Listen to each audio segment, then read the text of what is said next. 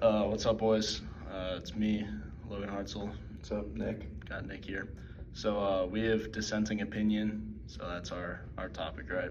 So a dissenting opinion, it's like it's a written statement where what's it called? Like one or more justices of a court, they disagree with like the majority ruling in the case, and so it explains like the reasoning behind the opposition, and it often like critiques the majority's interpretation of the law.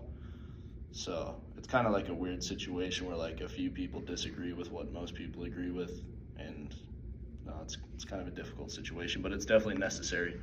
So the reason it's necessary, it holds a lot of significance because dissenting opinions, they provide like an alternative legal perspective, but it also upholds like the minority rights, and it also guarantees that like minority view of whatever the topic will be will always be represented in a way. So like one time an dissenting opinion may gain recognition and even become like the basis for a future like precedent or law or something like that. So that's kind of why it's important, and it makes like it ensures that there isn't always just like a majority power like in control of like the judicial branch or law or all that. So I'll hand it off to Nick here.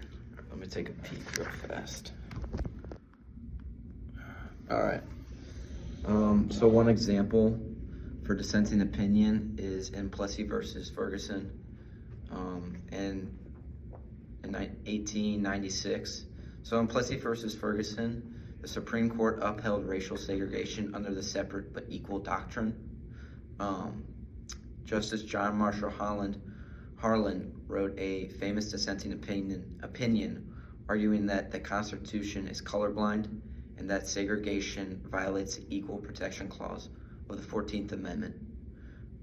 Decades later, his dissent influenced the court's ruling in Brown versus Board of Education in 1954, which overturned Plessy versus Ferguson. And so now we have a couple of questions. First question, how can a dissenting opinion influence future Supreme Court decisions, even if it does not hold a legal authority at the time it is written? So I'll let just kind of a moment to answer the question. Yeah, so I guess I'll answer it real quick. So if we're not doing answers right now, we should maybe like mute it for this point. But the reason it upholds or like how it can influence the future Supreme Court is that the minority, that like idea and that decision, that dissenting opinion, it still is withheld and it carries on. So then maybe down the line, it can be decided as like the majority at that point, which is what happened with Brown versus Board of Education when they overturned Plessy versus Ferguson, like almost like 100 years, 80 years later, because like the idea of racial segregation had obviously changed a lot.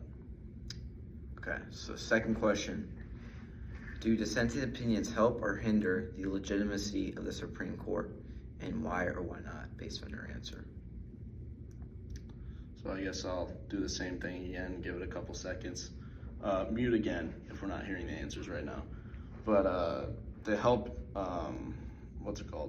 They help the legitimacy of the Supreme Court because it ensures that like everyone's voice is always heard. So there isn't like you can't completely just like corrupt the judicial system with everyone in the majority like working together to get stuff done and something like that, because the minority is always represented and always seen as like a valid like viewpoint on a situation that can still be carried on later. So that's all we have.